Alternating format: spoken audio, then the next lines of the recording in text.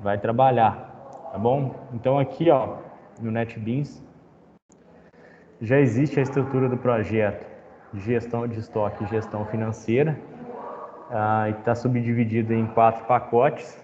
A parte de conexão com o banco de dados, a gente já fez aí a implementação, tá? Depois da parte de conexão com o banco de dados completa, a gente vai precisar fazer todas as etapas do CRUD, obviamente. Mas agora a gente vai iniciar da interface, né, da parte que o usuário interage com o sistema, para o banco de dados. Então, a primeira coisa que a gente vai criar aqui é o formulário que vai ficar disponível para o usuário aí do sistema, tá? Então, a gente vai com o botão direito em cima do pacote interface app, novo, form JFrame, tá bom? Um formulário do Java, que a gente vai chamar aqui de JF, de JFrame, produto, que é por onde a gente vai iniciar o desenvolvimento desse sistema, considerando que produto é uma tabela aí independente, né? A gente pode cadastrar produtos independentemente de ter clientes, de ter fornecedores, enfim. Então esse aí vai ser o nosso primeiro CRUD. Tá aí o JF produto aparecendo na tela. Basicamente o que a gente tem que fazer aqui é trabalhar com os componentes da paleta do Swing, do Java, né? Então eu vou tentar determinar um certo padrão aqui, pessoal, não é obrigatório, tá? Eu vou colocar o mais próximo possível aqui, de 1024 por 768, mas isso não é uma obrigatoriedade não, tá? Até mesmo porque a gente vai depois dar umas modificadas aí de comportamento na interface, tá? Mas aqui, a primeira coisa que eu vou mexer nesse formulário são nas propriedades, tá? Então, vocês vão procurar a aba de propriedades. A primeira propriedade que a gente vai alterar vai ser a propriedade de fechamento do formulário, né? Assim que ele é exibido, a gente vai ter os botões que o sistema operacional fornece, né? Minimizar, maximizar e fechar. Existe uma operação vinculada ao botão fechar aqui, por padrão, ele fecha o sistema todo. O comportamento que a gente quer dar para essa tela é, quando eu fecho a janela de cadastramento de produtos, vai só fechar essa janela, tá? Então, a propriedade que a gente vai mexer aqui é a propriedade Default Close Operation, e que a gente vai marcar Dispose, porque ele vai liberar a memória e fechar a janela, tá? Outra propriedade que a gente vai mexer aqui é a propriedade de título, tá? E nessa propriedade de título a gente vai colocar o título gestão de produtos, porque aqui é onde a gente faz a inserção, a listagem, a atualização de registro. Então é uma gestão desse cadastro de produtos, tá? Então essa tela começa a tomar forma assim, ó, com o título, né, na barra de títulos, e com a função de fechar somente o formulário, tá bem? Agora a gente começa a colocar no formulário labels que são compatíveis, né, e que vão representar os campos que estão no banco de dados para a gente fazer a gestão. Então, por isso, a gente vai vir aqui, ó, só para dar uma olhadinha na estrutura do banco de dados, na tabela produto, o que é que a gente tem aqui disponível, né? Então, na tabela produto, a gente tem produto ID, e a gente não vai listar, tá bom, na tela, o código do produto. A gente vai fazer uma gestão bem mais parecida aí com sistemas que são os sistemas web. O cliente não precisa saber o código do produto, isso acaba gerando um certo vício de operação do sistema, tá? Então a gente não vai disponibilizar na tela o código do produto. A gente vai trabalhar com esses valores internamente, mas a gente tem que colocar descrição, preço de custo, preço de venda e quantidade, tá bem? Então eu venho na paleta de componentes do Swing, né? E vou procurar pelo componente Label, o primeiro deles aqui, mais no início, né? Que vai ser para descrição do produto. E a gente vai incluir outros 3 ainda, né? Esses próximos 3 eu vou colocar na linha um pouquinho abaixo aqui para a gente fazer uma separação. A descrição pode ser bem maior, né, dependendo aí do produto, e as outras informações não são tão maiores assim. Então são 4 labels na tela. O primeiro input é um campo de texto, né? Então a gente vai utilizar um text field que a gente vai posicionar logo abaixo do primeiro label, tá? Os próximos campos são campos de valor, né? De quantidade, de valor, de preço de custo e preço de venda. Então a gente vai utilizar o campo formatado, onde a gente pode colocar uma máscara. Então para o segundo label, a gente vai utilizar um campo formatado, tá? Que eu vou já redimensionar para que ele ocupe o espaço reservado ali. O terceiro label, aliás, que é para o preço de venda também. E por fim aqui, mais um campo formatado que a gente vai utilizar a máscara, que só permite valores inteiros nesse campo. Até aqui, enfim, até aqui a gente tem um visual bem específico ainda, né? Mas nada personalizado. A gente vai utilizar ainda 4 botões em cada tela, né? Toda tela vai ser possível registrar, né, um produto, registrar um cliente, registrar uma movimentação. Então, nessas telas que são mais de gestão e mais voltadas para o CRUD, a gente vai ter um botão chamado gravar, e esse botão gravar vai ser responsável, então, por inserir e por atualizar um registro no banco de dados. Internamente, a gente vai cuidar disso para que a interface com o usuário fique mais simples e mais objetiva. Então, vai ser um botão apenas para fazer a inserção ou a atualização de registro, tá? Então, a gente vai utilizar o componente JButton, tá? Um primeiro botão para gravar, um segundo botão a gente vai incluir na tela, vai ser para remover o registro, tá? Um terceiro botão que a gente vai incluir na tela aqui vai ser para fazer a limpeza do formulário, né? De repente a gente clica em cima de um registro e carrega ele para o formulário. De repente você não vai fazer nem atualização, nem remoção e nem nada e precisa limpar o formulário. Então vai ter um botão novo à disposição para a gente limpar o formulário. E além disso a gente vai poder fazer busca no sistema também, de acordo com alguns termos que a gente pode utilizar, né?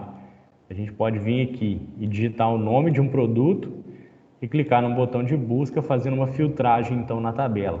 Então são 4 botões disponíveis na tela. E para finalizar esse formulário ainda, da parte de componentes, a gente vai colocar um JTable. E essa tabela vai ser onde a gente vai fazer a listagem de todos os produtos cadastrados no sistema, certo? Então, a princípio a gente tem essa interface, sem personalizar, e agora a gente vai partir para a personalização dos labels, dos campos de texto, dos botões e da tabela, para que ele represente aí uma tela de gestão de produto. Então, aqui no primeiro label, eu clico e dou um F2 para mudar aqui o título, né? A gente vai colocar aqui, ó, descrição, que é o que representa o campo lá na tabela, né? Então a gente tem o campo descrição, logo em seguida a gente tem preço de custo, preço de venda e quantidade, né? Então aqui eu vou ter preço, custo, outro label a gente vai ter aqui para preço, venda e um label aqui no final para quantidade, que seria uma espécie de inventário, né? Quantos desse produto eu tenho em estoque, e depois a gente vai ter que fazer uma gestão mais específica desse input, tá bem, pessoal? Depois a gente vai renomear as variáveis, né? Porque cada input ou cada campo de texto é uma variável dentro do sistema. Então, para esse primeiro input aqui, eu vou dar um F2 e isso não serve no input de texto para mudar o nome da variável, ele só vai servir para limpar esse texto que ele traz por padrão. Para eu alterar o nome dessa variável aqui, eu clico com o botão direito, Change Variable Name, ou mudar o nome da variável. Todos os inputs de texto, seja ele formatado ou não, a gente coloca um prefixo txt por padrão para usar uma especificação, né, e padronizar também os nomes de variáveis no sistema, além do tipo de componente que está sendo utilizado. Então eu vou renomear essa primeira variável como txt descrição, sem tio, sem cedilha, tá bem? O próximo input, eu vou limpar também o texto que ele traz por padrão, e o nome da variável vai ser txt preço custo, sem utilizar o cedilha também. O preço venda, também vou tirar o valor padrão que ele traz. O nome da variável vai ser txt preço venda. E o último input que a gente vai utilizar aqui também tira o valor que ele tem ali padrão. Vou alterar o nome da variável para txt quantidade. Bom, então tá a parte de label e input a gente já tem pronto no sistema. Agora nos botões, né, a gente vai mudar também dois aspectos deles, né? O primeiro deles é visual. O primeiro botão que a gente vai ter vai ser um botão para gravar. Então eu dou um F2 e mudo o texto que aparece para o usuário. Mas da variável também eu clico com o botão direito para renomear esse botão como btn gravar. O segundo botão eu faço o mesmo processo, F2 para mudar o nome. Ele vai ser o botão remover. A gente pode utilizar vários nomes, né? Aliás, vários termos. A gente pode colocar excluir, pode colocar apagar, mas eu utilizei o remover para que seja mais generalista e que seja mais na linguagem do usuário. Então vai ser o remover que vai aparecer e o botão vai ser o btn remover. E a gente vai seguindo esse padrão. O próximo botão vai aparecer o texto novo e o nome da variável vai ser btn novo. Por fim, eu tenho aqui um último botão, que vai ser o botão para buscar, né, dentro da tabela de produto, fazer uma filtragem por uma descrição, por exemplo, e aí a gente vai realizar uma busca no sistema, vai ser o btn buscar. Sempre seguindo bastante essa padronização, né, pessoal, de prefixo e nome de variável, nome de botão. Por fim, a gente vai manipular então a tabela, que eu vou vir aqui e alterar o nome da variável. Inicialmente vai ser a tbl produto, tá? Depois de renomeada a tabela para tbl produto, então a gente vai trabalhar aqui nas colunas que vão aparecer para o usuário, tá? Então a gente vem em Table Contents, ou conteúdo da tabela. A primeira coisa que eu vou mudar é na aba de linhas, né? Rows. A gente vai tirar todas as linhas que vêm por padrão, porque isso daqui zera, né, as linhas que aparecem na tabela. E se a gente vai fazendo uma gestão sem limpar essas linhas, o que o sistema faz, né, o que o Java faz, é ir incluindo mais linhas abaixo. E que a gente vai fazer uma gestão sempre com os dados reais da tabela, tá? Agora, da parte de colunas, a primeira coluna vai servir para a gente mostrar a descrição do produto. Descrição. A segunda coluna vai mostrar o preço de custo. Então, basicamente, a gente replica o que já tem nos labels, né? Depois a gente vai ter preço venda. E por fim, a gente tem uma coluna para quantidade. Eu só vou especificar aqui ainda algumas coisas, tá? Eu não quero que essas linhas sejam editáveis, O usuário não vai poder digitar diretamente na linha. E a descrição, na descrição, né, a gente vai colocar aqui ainda um tamanho pré-definido, tá? Vamos colocar aqui pelo menos uns 600 pixels, porque a descrição do produto a gente imagina ou pressupõe que vai ocupar mais espaço, tá? Então, o nosso primeiro formulário ele vai aparecer nesse estilo, né? Depois que a gente executar o sistema, então ele vai tirar esse plano de fundo escuro aqui, que é o tema Dark do NetBeans, e vai assumir o tema do próprio Java, tá bem? Mas pensando aqui dos pontos de vista ainda de funcionalidade do formulário, 2 botões por padrão vão ser desabilitados. E já vou explicar por que também. O primeiro botão que vai ficar desabilitado é o botão remover. Isso por causa da própria funcionalidade desse botão. Eu só vou remover um registro selecionado. Então, qual é o processo? Eu preciso clicar em algum registro da tabela. Depois de clicar nesse registro da tabela, internamente a gente vai identificar qual é o ID do produto que está relacionado a essa linha da tabela. Então a gente vai determinar, o produto ID, por exemplo, é o 27. E esse produto ID, quando a gente clicar em remover, ele vai lá na tabela e faz a remoção desse registro. Se eu deixo o botão remover por padrão habilitado, permite que o usuário clique nesse botão remover e a gente não tenha nenhum registro selecionado para efetuar a remoção. Então isso pode aí ocorrer numa mensagem de erro do sistema, numa falha de execução que a gente não deseja que aconteça, né? Então, o botão remover, no botão remover a gente vem nas propriedades, procura a propriedade enabled, tá? E desmarca, por padrão ela vem desabilitada.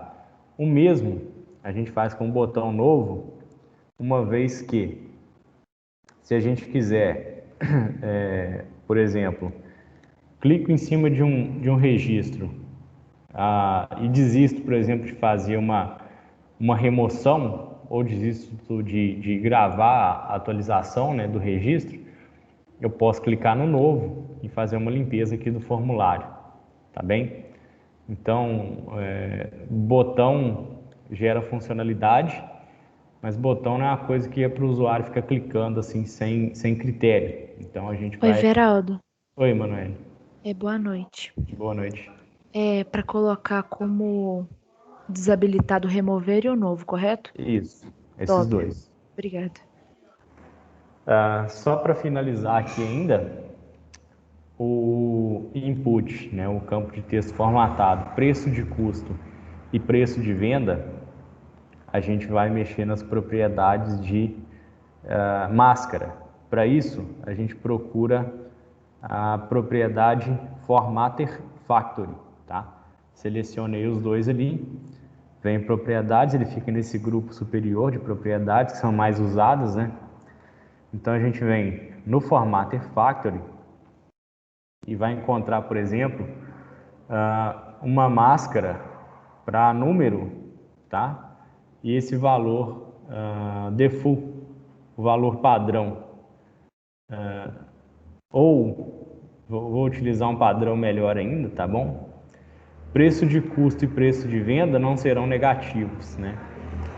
Então, e só poderão ter 2 casas decimais depois aí da vírgula. Então, a gente vai utilizar esse quarto padrão aqui, tá?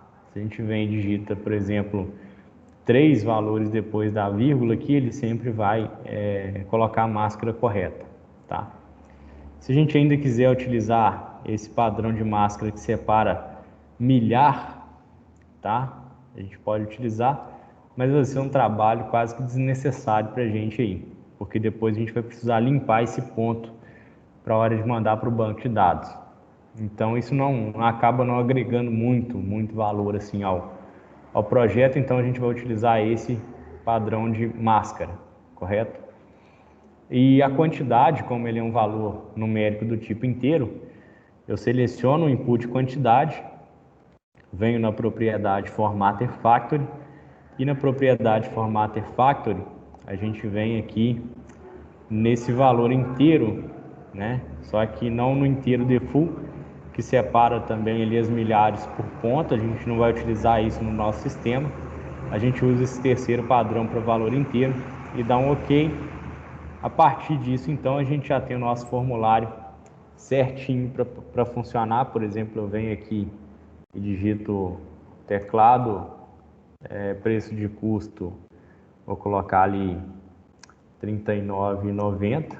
Ele já coloca a vírgula no final, só que a gente vai precisar digitar 39,90, tá? Senão ele só vai concatenar .00 no final. Vamos colocar um preço de venda aqui só para testar, né? Ó, ele concatena .00, então a gente tem que colocar, por exemplo, vou colocar 58,00 na quantidade. Ele aceita.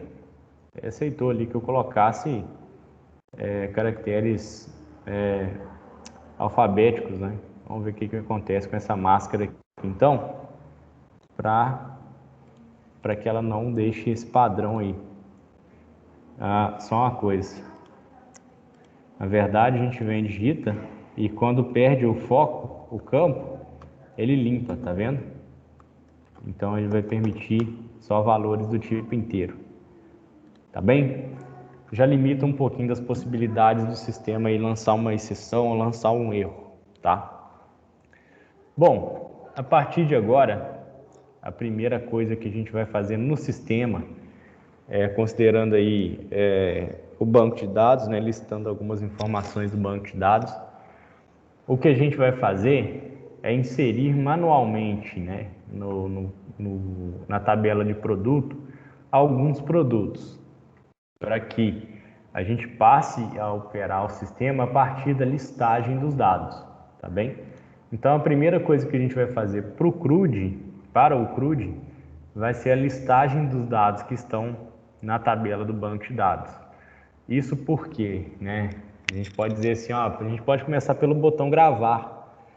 Seria muito interessante iniciar pelo botão gravar, mas toda vez que eu inserir um novo registro na tabela de produto, o que eu vou querer que aconteça é que instantaneamente ele já liste esse produto que eu gravei aqui, né?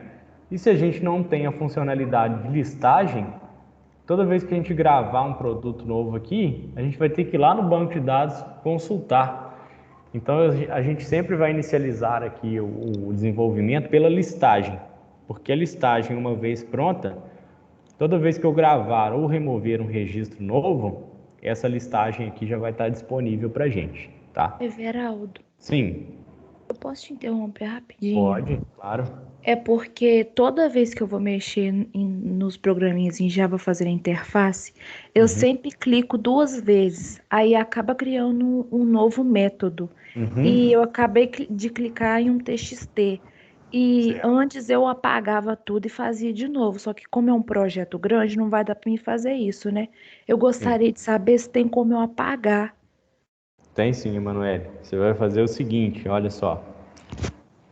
Eu vou dar 2 cliques, por exemplo, no quantidade, né? Isso, foi esse mesmo que eu cliquei.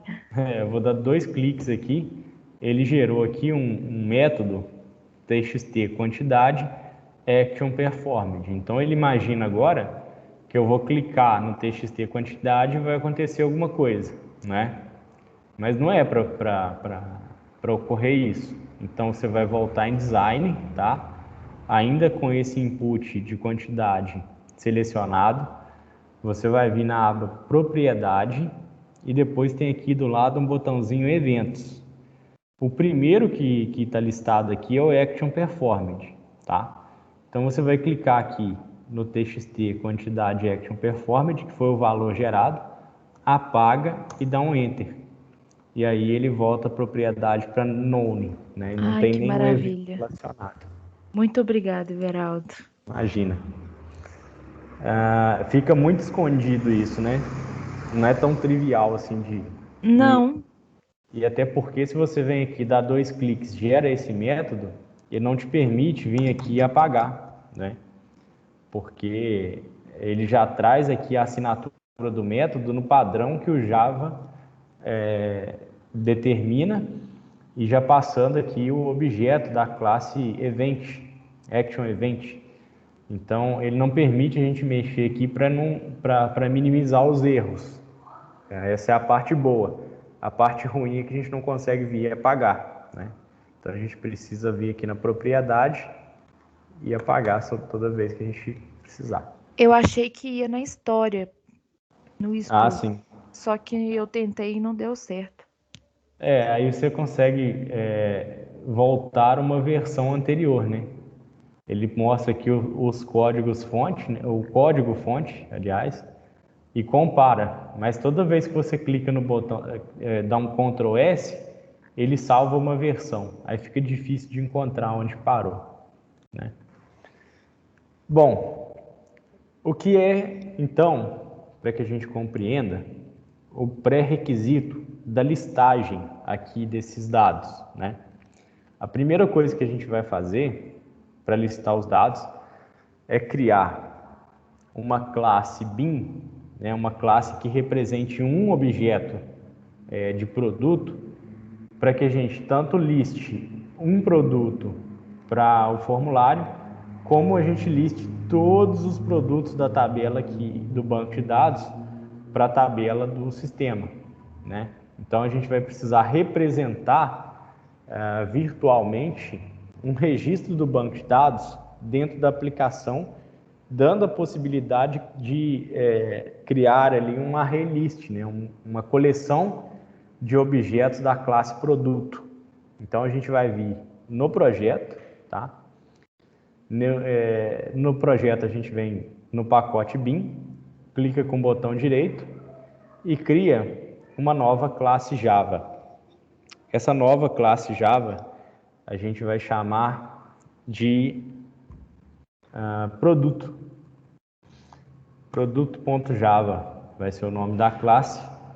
E o que a gente vai fazer aqui é replicar nessa classe o que existe no banco de dados. A gente sabe que o fundamento da chave primária, né? Uma chave primária serve para que eu tenha um identificador único para o registro no banco de dados. E a gente determinou que a nossa chave primária da tabela produto, ela vai ser a coluna produto ID, ela vai ser do tipo inteiro, ela vai ser auto-incrementada pelo próprio MySQL. Então, por exemplo, eu vou vir aqui no formulário de produto, ele vai ser exibido na tela. Vou mostrar, por exemplo, 10 produtos. Quando eu clico em cima de um, eu não vou ver o código dele, mas internamente a gente vai saber qual é o produto ID. Então, a partir do ID do produto, eu posso atualizar um registro ou eu posso remover o registro. Então, internamente eu preciso saber qual é o valor dessa chave primária, tá? Para eu saber o valor dessa chave primária, então eu vou determinar um atributo de classe que armazene esse valor produto ID, tá bem? Então, a gente vai declarar aqui um atributo de classe, aliás, todos os atributos de classe vão ficar na parte superior aqui, e eu vou colocar esse comentário, tá? Atributos de classe. E vocês sabem aí que eles representam as colunas da tabela no banco de dados.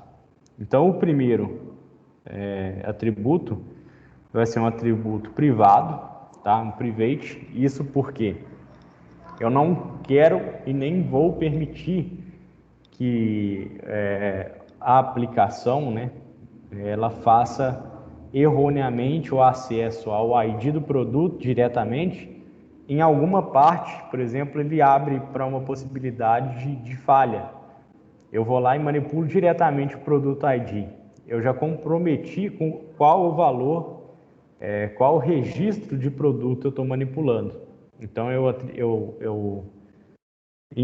vou utilizar um encapsulamento privado para o produto ID, assim como todos os outros atributos de classe, e só permitir a manipulação deles por meio dos métodos set, tá? E eles vão ser feitos, obviamente, aí com certo critério. Então, eu vou ter um private int produto ID. Aqui a gente utiliza o padrão camel case, né? Então, atributo nome de classe, né? Inicia com maiúsculo e separa as palavras com maiúsculo. Atributo de classe inicia com minúsculo e separa ali os valores com maiúsculo. Então, eu tenho, primeiro, um produto ID. Segundo, eu tenho um private string, que é um texto. Descrição. Eu tenho a coluna descrição no banco de dados, que vai ser ali um varchar de 200. Aí eu sigo com preço de custo e preço de venda do tipo decimal. Isso no MySQL. Aqui eu vou precisar de um private double ou float, tá bem? Eu vou utilizar double porque ele permite trabalhar com uma gama maior de valores, tá? Então a gente vai adotar double como padrão e ele vai ser aqui, ó, preço custo. Eu já vou copiar isso aqui simplesmente para gerar o preço venda. E por fim, para arrematar, a gente tem mais uma coluna no banco de dados, que é a quantidade, é do tipo integer no MySQL. Aqui vai ser um private int quantidade. Então, a gente vai fazer o seguinte: eu posso criar um objeto da classe produto, inicializando ali todos os atributos de classe. E vou dar uma flexibilidade, criando um método construtor, sem a necessidade de setar os atributos de classe, porque de repente eu vou manipular, por exemplo, para fazer a remoção de um produto no banco de dados.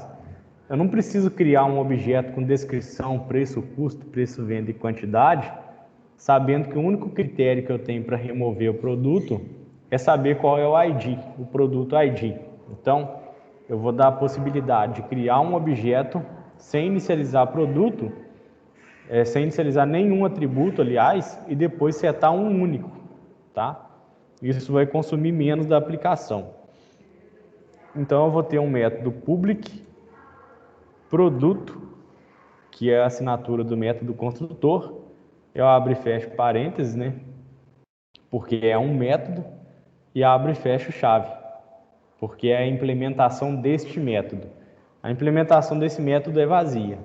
Eu só criei um objeto dessa classe com todos os atributos zerados, tá?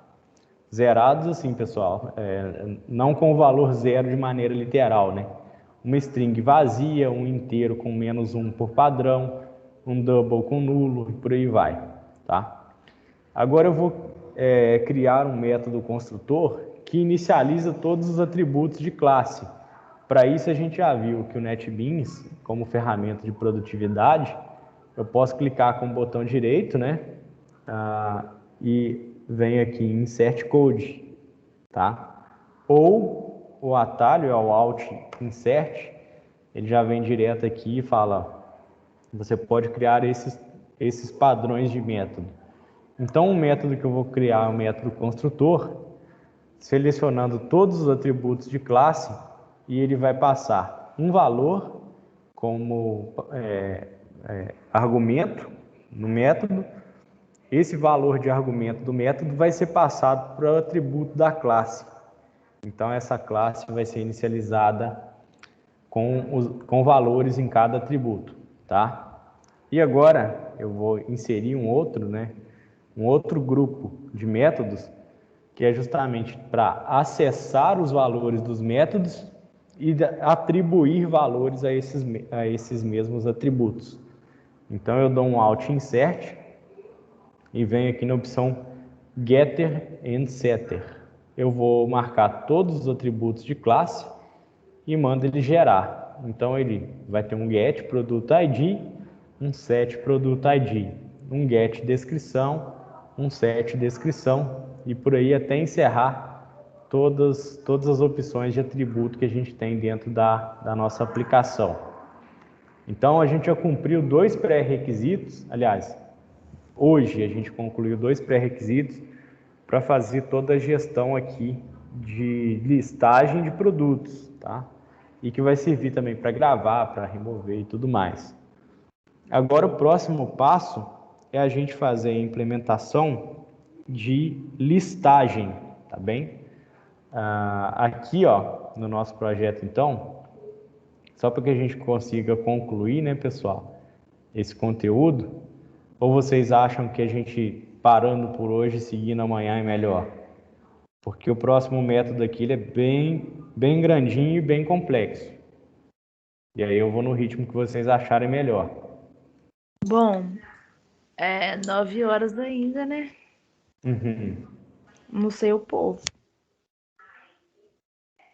Mas aí, Everaldo, você está pretendendo fazer as 2 aulas de implementação ou você vai parar em algum momento? Deixa eu fazer o seguinte, ó.